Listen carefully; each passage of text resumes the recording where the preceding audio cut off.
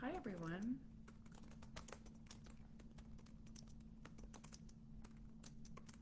Hello. I'm almost done typing. I'm almost done. Just getting this all set up. I know it's kind of a wacky time for a video, but we are going to give it a try because this is the only time I have today. Hello, everyone. Well, that's weird. Okay. Hi. Good night. Good night. Good night. Cooper is at summer school. Oh my goodness. I am so excited. I am so excited. Um Hello. Finally a week of normality. Now it's not really normal because so I work from home. My husband works from an office. He's a self-employed insurance agent, but he can work from home too. And we have four children. And what I didn't know, I grew up as an only child essentially. I did not know that it would be nearly impossible to work full time in an office with four kids unless you could find some like magic program that could take them 40 hours a week. I haven't found one. I have to sneeze. I'm sorry. One second. Oh my goodness. Whew. Okay. I think it's gone. Um, it is nearly impossible. I'm not going to say it's impossible because I don't like when people say, like, but it is. I don't know how you could possibly do it. For starters, I can't find anything for Cooper. He is in his school summer program right now. Whoop, whoop.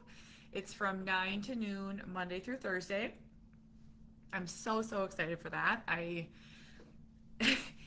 We have been together every second since May, and I'm losing it in a humorous way. Wow. They're just always around. And so with Cooper, it's the noise. He's very focused on technology, and it's just always like the volume. And I start to get it like on a sound, like a 5 second sound, and really loop on it. And before you know it, your eyes are cross-eyed and you're like hunting for alcohol. Just kidding. But that's what it feels like sometimes. And so he's at summer school, so thankful for that. Sawyer has a 4 week hockey program, but it's only 2 hours a day, which almost isn't worth it because by the time you get them there, you have to pick them up. Harbor is doing a summer program days, but he is a mixed schedule. Although next week he has summer school from 9 to 2. I mean, I sound insane. Winnie has preschool. Next week, Sawyer has camp. Sawyer's leaving on Monday, and he's gone until Friday. And I'm telling you, I need a break from that one, too. He's just... Sawyer is so mad at me. He is really mad at me. He wants an e-bike, and we are an adamant no. There's no changing our minds. There's no negotiating. There's nothing. It's no. And there's very few things in life where I'm like, no. He's really mad. He's like, you don't listen to me. You don't respect me. You don't care what I want. And I'm like, I want you to be alive. I feel like that's like the lowest bar. Like, I want you to be alive. And so he is real mad at me. So I think next week he'll be gone Monday through Friday at Faith Camp. And I think no technology is going to be really good for him. Really good. Just... Do you want to know something interesting? My friend who lives in the South said camps in the South are typically 4 weeks long, like sleepaway camps. Is this true? Our camps here, I haven't found a camp longer than a week, which I don't want him to go longer than a week. 4 weeks just seems too long to me. I think I'd be really, well, if you wanted to, I guess, but um, I can't imagine 4 weeks. But I will tell you, more than ever, I am trying to build. Bridget, you're on here. Bridget, have you ever thought about sending Declan to camp?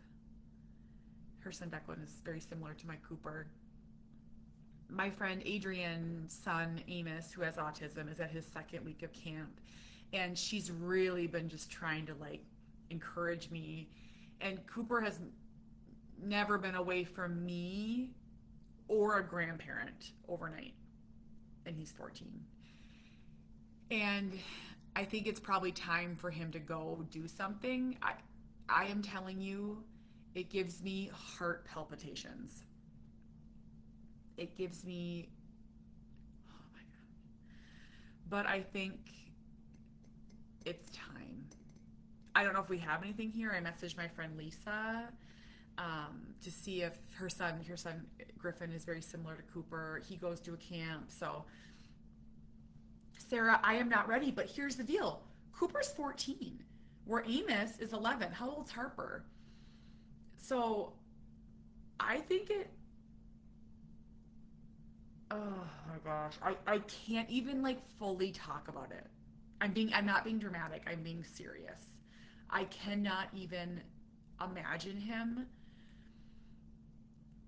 going to bed somewhere else. I know I sound nuts, but it's so different when you have a child who can't talk. I just literally had someone comment on an Instagram post. I'm so sick of this being like, every parent worries. Every parent feels that. Not very often am I like, shut your mouth. It's not the same. I have a 4-year-old, a 6-year-old, and a 12-year-old. It is not the same. I mean, I am telling you, like, I sent Cooper to ESY today. He's never met the people he's going with. He's at a new place. And I sent him today. He's at his high school he's going to be at in the fall. New teachers, new everybody. And I couldn't find a water bottle that he's used to. And I actually thought about like it would leak and stuff. So I like grabbed one of our other son's Sonic water bottles. And it's like you have to like push it in to open. And so I sat with him and I was like, push this. And Cooper has zero fine motor. And so like he like put his finger on it like this. Like it was like this. And I was like, so we practiced like 5 times, like pushing it in. And so when I sent him, I was like, what if he can't open his water bottle? Like, what if he doesn't know to ask? And what if no one helps him? And I was talking to a friend about it, and I was like, I'm telling you, my 4-year-old would be like, Miss, teacher, lady, please help me open my water bottle. She'd be like, this needs to be opened. I'm thirsty. Like, she's just an advocate for herself. My 6-year-old is awesome. My 12-year-old, I've never met such a strong advocate for himself. But I just can't imagine like Cooper. I don't know. But I am telling you, and you can tell me back, like it's time. He needs to go somewhere overnight with somebody. It's time. And so, not this summer, but I'm going to look at something for next summer. I'm going to start my research now. I know these camps are going to fill up in 7 seconds, and I know we're going to have to drive really far, and it's going to cost a lot of money. Those are the 3 things that I know are true, and I can say that. So I'm going to start now. But I am so sick of people saying, every parent feels that way. And you know what I want to scream? Like scream at these people like a lunatic? What is the need? Like why can't you let a parent be scared? My dear friend, her daughter has cancer. I don't know what that feels like. I hope I never know what that feels like. I will listen to every single thing that she has to say, and I will sit with her, and I will nod, and I will agree. Um, but I would never say every parent feels that way. It's just, oh, it makes me so freaking mad. Well, Sarah, Adrian said, why don't you drive or fly out here and have Cooper go to Camp Trinity with Amos? And I was like, you know, getting Cooper on an airplane to me feels like climbing Mount Everest. So if I could get him on an airplane, I don't think that I'm going to immediately drop him at camp. Just because I think that would be like a two-step process. So Brenda, great question. She says there a way that you could find a camp for Cooper and Sarah to go together. So my friend Adrian, who I always reference, my bestie, her son Amos went to a camp last week where his two siblings were counselors. I think Sawyer's still too young, but that is like a great idea. A great idea. Hi, Leanne. Hello. There's a camp outside of the Wisconsin Dells that offers one-to-one. Kimber, could you share the name of it if you know it or message it to me? Sarah, let's do it. I would do it. There's one in Nebraska. It's called Kids and Dreams, but Cooper is too old. It ends at 12, and that's far for me. I know for the love of Gabe, Nicole and Gabe, they go to Colorado for a camp. So that's one. I could ask her what that one is. But yeah, I'll tell you. If I find one, I'll tell you.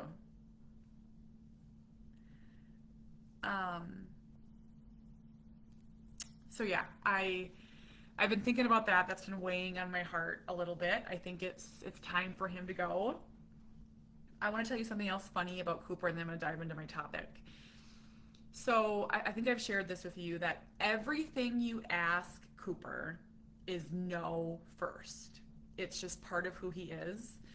And then once he processes it, it'll be, if it's, like if I said to him, do you want to go swimming?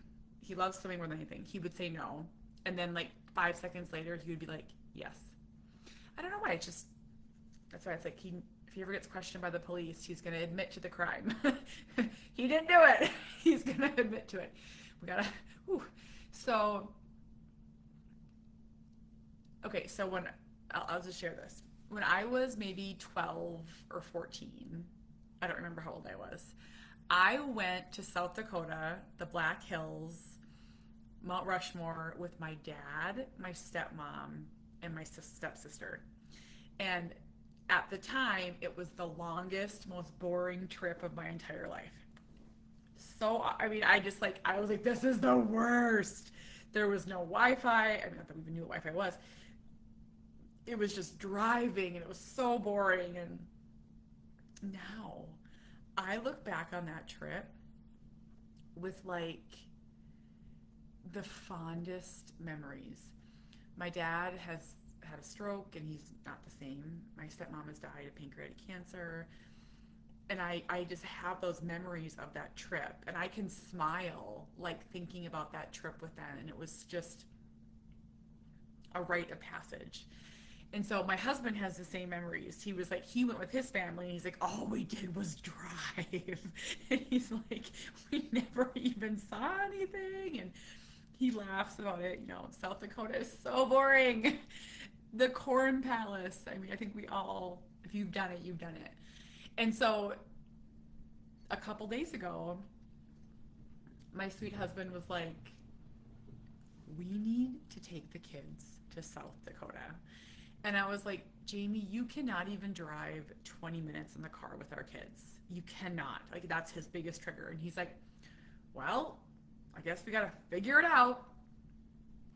And so I said to Cooper, do you want to go to South Dakota? And he was like, no.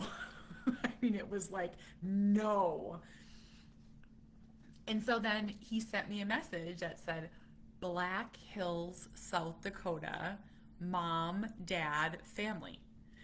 So he must have searched for it, saw that there's trains, and he's so cool. And so now he's on this trip. And I'm like, oh, Jamie, we are going, we're going. I mean, I'll have to drug my husband. I will have to literally give him lorazepam and like drug him and put him in the back and to do all the driving because he cannot handle our kids in the car. It is his biggest trigger. He's a great dad, but that is his thing. And so, I think we might do it. My cousin's graduation was at the Corn Palace. They have graduation parties. Oh my gosh. I have the memory of the Corn Palace of it just being like a giant gas station. Yeah, we drove cross country through all the states. I remember some being boring, but the memories are now precious. Yeah, so I think Cooper's on the Black Hills of South Dakota. That's his thing. And Cooper's really good in the car alone. He is not good in the car with Harbor. Him and Harbor are like oil and water, so we had some really tough car rides yesterday on Saturday and Sunday. We did. Usually we don't ride all six in the same car. We take separate cars, but I had just gotten home from a 3-hour drive and we need to go somewhere. And I said, can we just ride together? Oh, that was a wall drug. Oh, funny. Do I have them mixed up? Elaine, that is so funny. Oh, wall drug. Oh, don't even get me started on that. So yeah, it just, anyhow. Okay, so my topic, I shared a little clip yesterday in my stories of Cooper moving all the items from one cupboard to another cupboard. And for context, he's on medication for anxiety and OCD, and I'm gonna write that down. And it's definitely not the right dosage. And we went and saw his doctor, and he's like, we're gonna try a couple things before we switch meds. We're gonna try raising this med and then just try to get a handle of this OCD. He actually said, our doctor actually said to us during the appointment, he's like, Kate, you can't live like this. And I was like, no, I can't. Like, it's just, Cooper gets on these loops where he has me repeat words and it has to be a high five and then a fist bump. I'm telling you, there could be a day where I will high five him and fist pump him 100 times a day. And by the end, I'm just like holding my hand, like, because it's like, how many times can you fist bump someone? And so the other part of his OCD, it's not obsessive compulsive washing of hands, like the stereotypical or lights on and off. His OCD is an anxiety that are like intertwined with his autism, are putting things away. Like, I actually just opened my cupboard upstairs that holds my canned goods, and I found rotten potatoes and this salad that had been on the counter, but he has to put them away. So his is putting everything away. Like, there could be nothing on the kitchen island or nothing on the living room floor. And so it results in moving furniture, and it results in rugs being picked up. And I delivered a keynote on Saturday morning to a bunch of autism families, and I said to them, and they were all nodding, it doesn't start out with someone moving your furniture. Like, if you are outside our world looking in, peering in at us, it's not like we're like, Cooper, move the furniture, Cooper, empty the cupboards. It starts with like putting this pen away, and then this has to go away, and then this has to go away, and then this has to go away, and like before you know it, your desk is moved, and it's like you blink, and it's like, how did we get here? And so please know that if you're a parent like me, you're trying to walk this line. I'm going to speak for parents here. You're trying to walk this line of my autistic son living happily in his own home, how he chooses to, and the rest of us living happily in our home and how we choose to. And it's like, how do we walk this line? And sometimes we go this way. Sometimes, yes, Cooper, you can move the coffee table, you can always put it in that one spot. That's fine. Or the other kids being like, Mom, he's stripping my bed. Well, we can't have that, so then therefore we have to put a lock up high on Sawyer's door so Sawyer's bed doesn't get stripped. He shouldn't have, so it's like, as parents, like I think it's really easy to judge. Like I think it's, or people, it's really easy to judge. And so I got a comment this morning from this person that I'm going to block on every platform because all he or she does is send me the nastiest messages. And it was like, stop letting Cooper control your life. Like, and I think that is like such an easy thing to say to somebody, but Cooper is not controlling our life. We are doing the best that we can to live alongside autism and live alongside neurotypical.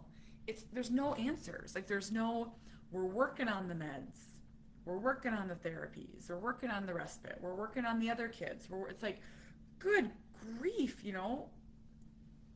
we didn't choose this. I don't have OCD, I don't have anxiety. Suddenly I'm like right in it. And so it really frustrates me. I just get so frustrated.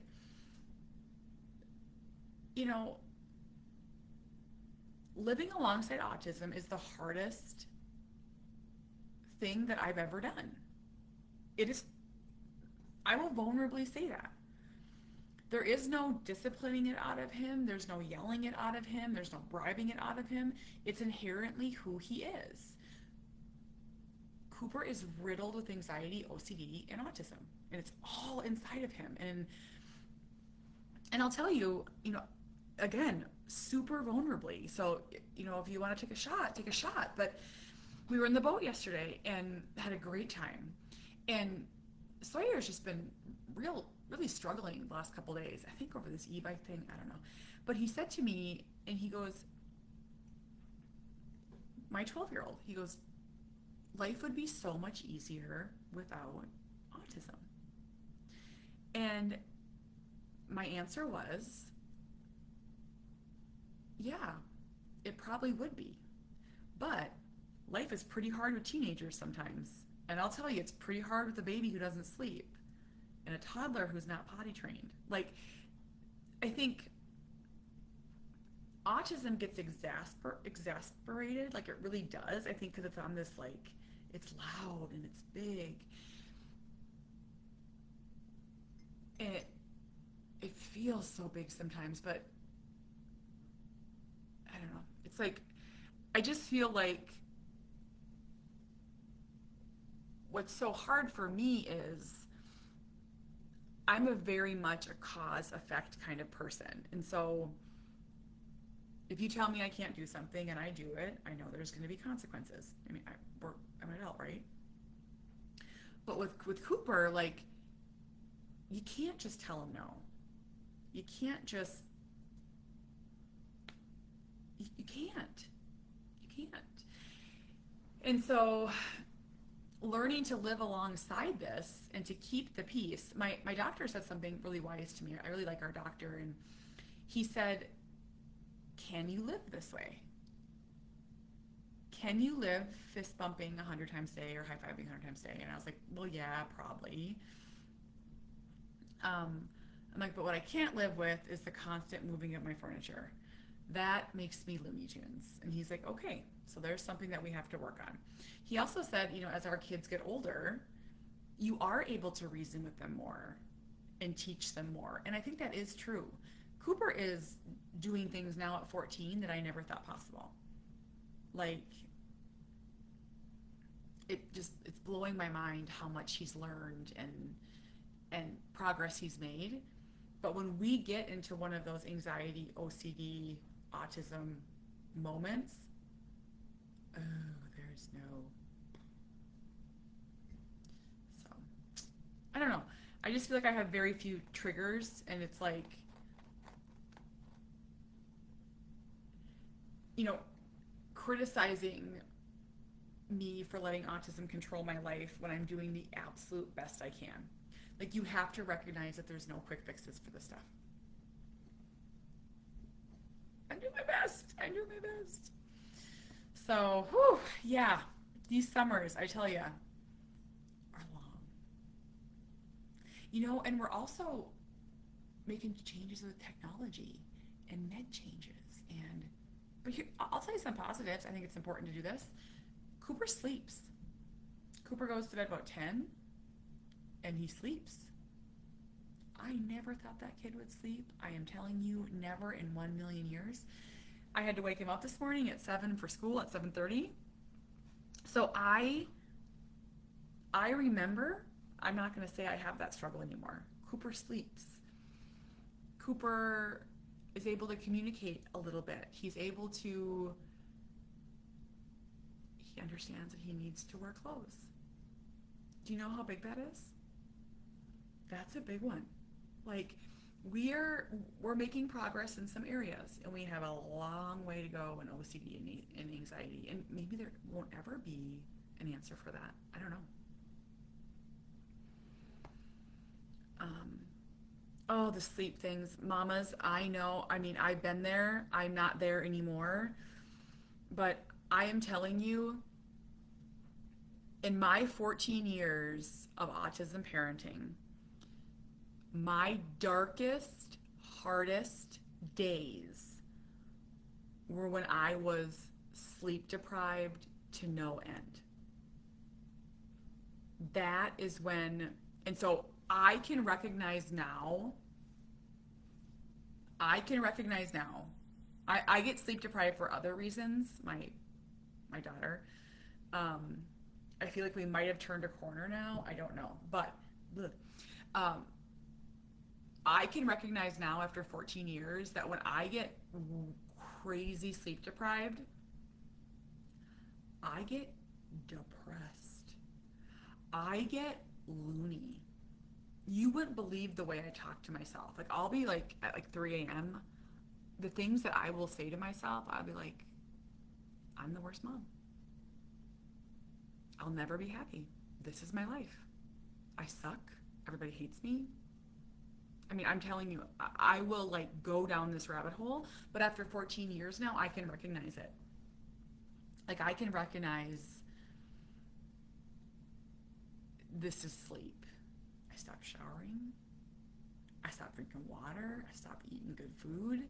I'm like, give me a McDonald's burger. Give me, a glass of wine. That's going to make everything worse.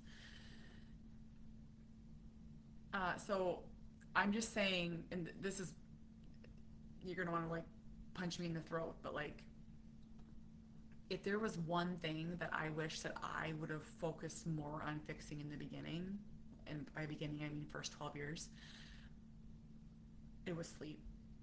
And so if it was like take a nap, invite someone, like for those of you that are, pay someone, tell a friend, if you come over here and stay up with my child one night so I can sleep, I will cook you dinner and give you a gift card and buy you a massage. I wish I would have done that. And I bet I had friends that would have. But I never did. I was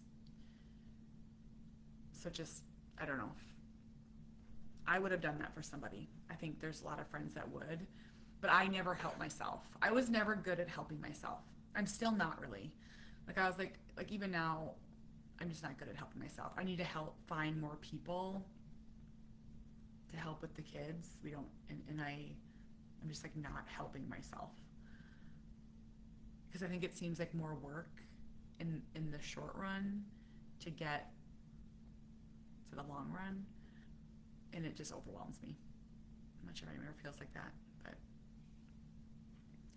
But does he take a little bit about sleep for Cooper? And again, every person's different. So Cooper did not sleep through the night until he was 6. He did not sleep.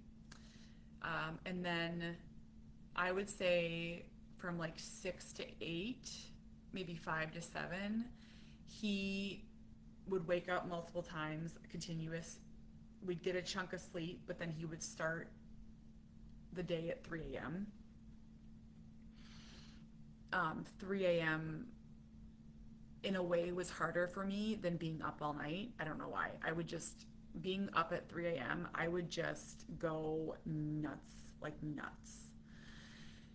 And then I would say from like 7 to 11, maybe just really, really inconsistent sleep. Like really, we'd get a night, but then we would not get 3 nights. Yeah, but now he's 14, and I would say he's been sleeping for about maybe a year. And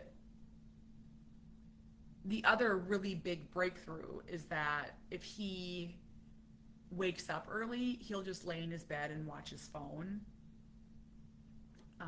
But we did everything for sleep. Clonidine was a big one. Clonidine, guanfacine, melatonin never worked. None of the meds actually really ever worked. I think he just sleeps now because he's 14 and he's a teenager. I think that's my thought. So, yeah. I mean, hang in there. I know, and I know I'm not one of those people saying I know and don't. I do know. I know it's hard. It just sucks and it's not fair. It's not fair. Oh, trazodone. Yeah, Lindsay, how does Cooper sleep? I guess I didn't know that. Oh, we used everything for sleep. There's nothing to make an autistic person sleep if they don't want to sleep. You can do white noise, lavender, essential oils, blackout curtains, humidifiers, fans. Nothing is going to make a person sleep. They will wake up in the dead of night and there's nothing you can do. So I used to die. I mean, still today, people are like, have you heard of melatonin? Oh my gosh. Like, I could just be like, hit you with my car. Telling a parent about melatonin. It's like, I would shoot melatonin into his veins if it would have worked. Nothing made that kid sleep. Nothing. He was like, nothing. And if you know, you know. It's like, you could make, like, we used to joke that Cooper had his own ecosystem. Like, it was like, I am no joke. When Cooper in his hardest years, you would walk in his room and it would be like a humid, lavender, balmy, dark, like, it was like you were entering a spaceship. And he'd be like sitting up, running around the room. I mean, nothing. You just gotta laugh. Now me, not then. Now, like, it's like, ugh. Oh, the lotions, the magnesium lotions. Oh, essential oils. Oh my gosh, oh my gosh, I could list like 50 things right now. Nothing worked. Nothing. So I'll leave it right there. Okay, I'm gonna hop off. I have to go mail some books. I have to go get groceries. Cooper's gonna be home in an hour. Thank y'all for being here. I did put a link for my book that I wrote with Carrie and Adrian. It's on Amazon Prime if you want to check that out. If any of this resonated with you, go grab that. And everyone have a wonderful day.